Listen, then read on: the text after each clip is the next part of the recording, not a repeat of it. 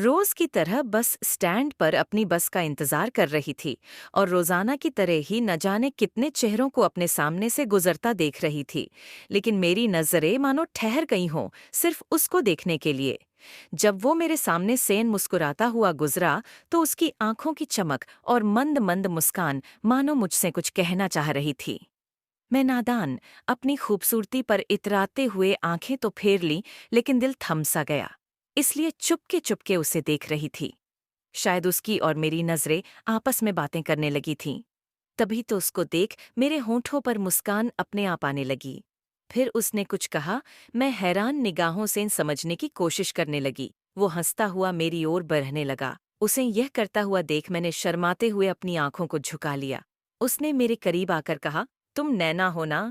मैं चौंक उठी और तुरंत पूछा, तुम कौन हो? कैसे जानते हो मेरा नाम? वो 2 मिनट मुझे ताकता रहा और फिर बोला, मैं वही सैड लव स्टोरी वाला पागल लड़का हूं। याद आया मोहतरमा। मुझे मेरी आंखों पर यकीन नहीं हो रहा था कि यह वही लड़का है जिसे एक वक्त पर इनकार का तमाचा मारा था और कहा था कि मैं नहीं चाहती सैड लव स्टोरी अपनी जिंदगी में, क्योंकि वह उस वक्त बिखरे बालों के साथ खामोशी को अपने लबों पर ओढ़े रखने वाला शख्स था। मुझे क्या मालूम था कि वक्त यूं करवट लेगा और वही शख्स मेरे सामने बॉडी बिल्डर जैसे स्टाइलिश लुक में खड़ा होगा। उसने मुझसे पूछा कि क्या आज सैड लव स्टोरी की हैप्पी एंडिंग हो चुकी है।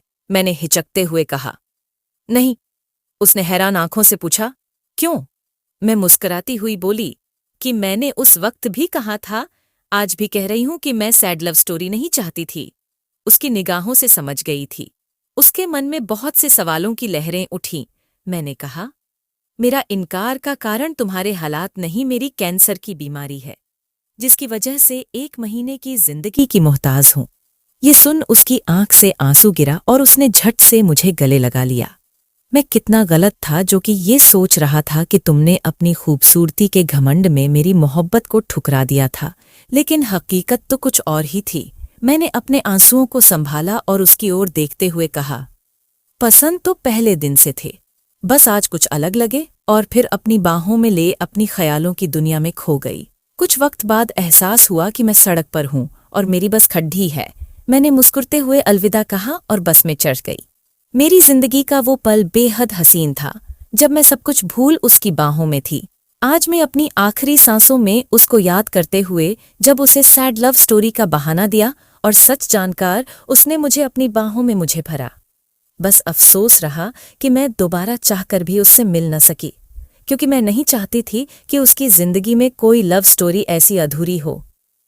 तो दोस्तों, ये प्यारी कहानी आपको कैसी लगी कमेंट में ज़रूर बताएं।